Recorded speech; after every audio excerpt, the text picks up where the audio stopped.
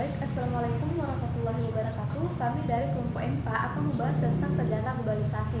Nah, di sini yang pertama kami bahas adalah asal usul dari globalisasi, yang dimana para pakar sejarah berbeda pandangan mengenai sejarah asal usul globalisasi. Yang menurut pertama adalah fenomenanya itu terjadi pada sekitar abad ke-20 yang berkaitan dengan kebangkitan ekonomi internasional, interaksi dan globalisasi yang terkait dengan masalah internasional tersebut telah wujud selama berabad-abad yang lalu. Nah, pada tahun 1000 sampai 1500 Masehi, globalisasi telah mulai tumbuh. Hal ini dilatar belakangi dari aktivitas perdagangan antara negara. Pada abad ke-20 ini mulai dari latar belakangnya yaitu perdagangan antar negara, aktivitas perdagangan antara negara ke negara lain, asal usul dari globalisasi. Nah, adapun menurut Petros dan Perlmutter juga membagikan sejarah globalisasi ke dalam 3 fase, yaitu fase pertama dimulai pada awal abad ke-15. Pada saat itu, imperialisme adalah pilar utama yang menggerakkan globalisasi dalam mengumpulkan modal kaum kapitalis Eropa yang diperoleh dengan menghisap perekonomian dunia ketiga. Nah, kemudian globalisasi fase kedua yang dibangun pada zaman inter-imperial fight. Pada fase ini globalisasi telah melibatkan dari hasil dari fase pertama yang berkolaborasi antara fase pertama dan kedua.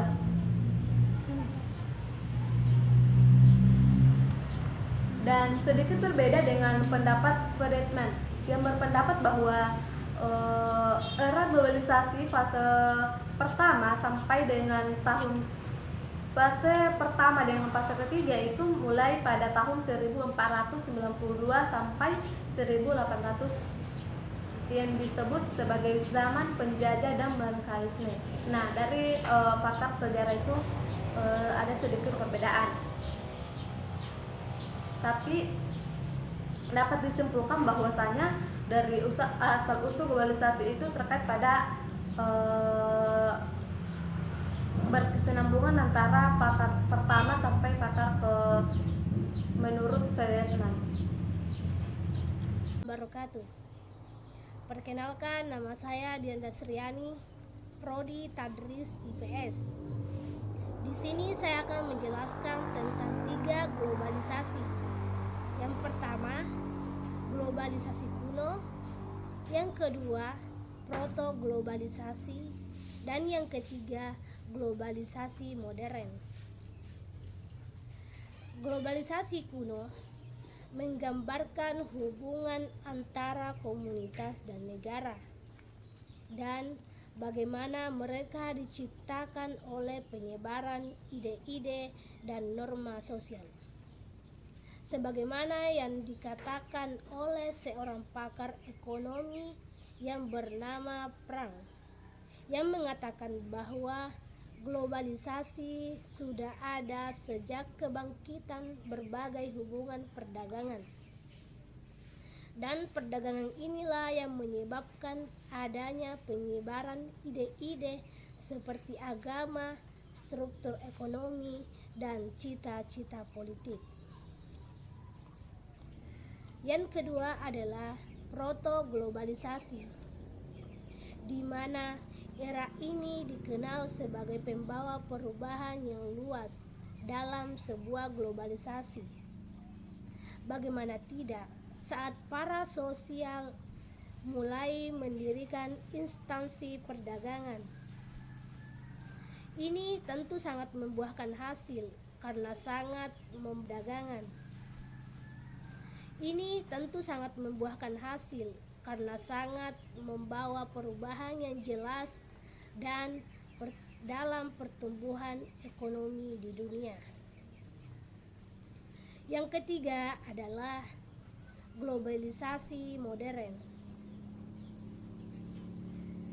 Setelah banyaknya peperangan yang terjadi antar bangsa-bangsa, maka pada abad ke-19 globalisasi ini menghampiri bentuk modern. bangsa-bangsa yang berhasil ditaklukkan telah membuahkan hasil mereka mendapat berupa sumber-sumber alami seperti emas, karet, dan batu bara. Sekian dari saya. Assalamualaikum warahmatullahi wabarakatuh. Assalamualaikum warahmatullahi wabarakatuh. Perkenalkan, nama saya Asni. Saya dari Prodi IPS semester 5. Di sini kami akan membahas sejarah globalisasi. Yang keempat yaitu globalisasi setelah Perang Dunia Kedua atau runtuhnya globalisasi. Fase pertama dari globalisasi modern dimulai awal pada abad ke-20 dengan terpecah Perang Dunia Pertama. Seorang novelis Yathers mengkritik kuasa keuangan globalisasi masa itu, di mana remaja menyatakan bahwa masalah keuangan adalah penyebab dari faktor utama pecahnya Perang Dunia Pertama. Yang kelima itu globalisasi pasca Perang Dunia Kedua, yaitu globalisasi lahir kembali. Sejak Perang Dunia Kedua, globalisasi yang sebagiannya adalah hasil dari perencanaan alih-alih politik dan meruntuhkan dan memecahkan batas yang menghalang perdagangan. Pada masa yang sama, telah terjadi revolusi industri yang dapat meningkatkan kerjasama saling memerlukan antara satu bangsa dengan bangsa yang lain. Seiring dengan berjalannya waktu, berkembangnya industri, meningkatnya keperluan bahan bakar, dan munculnya keinginan untuk menguasai pasar adalah pemicu tumbuhnya perusahaan-perusahaan multinasional yang pada fase selanjutnya akan tetap bertahan. Perkembangan fenomena globalisasi dunia dapat dicirikan oleh beberapa. Yang pertama yaitu terjadi perubahan dalam konstantin ruang dan waktu. Yang kedua yaitu meningkatkan interaksi kultural melalui perkembangan media massa seperti televisi, film, musik, dan sebagainya. Yang ketiga yaitu dari segi ekonomi seperti pasar di negara-negara tertentu. Yang keempat yaitu meningkatkan berbagai permasalahan seperti masalah lingkungan maupun regional. Transformasi ini telah memberikan kita kepada paham globalisasi, yaitu sebuah pemahaman dan kesadaran baru bahwa dunia adalah satu. Umumnya kita menyadari bahwa kita turut berperan dalam sebuah dunia yang senantiasa bergerak dan berusaha tanpa berkontrol.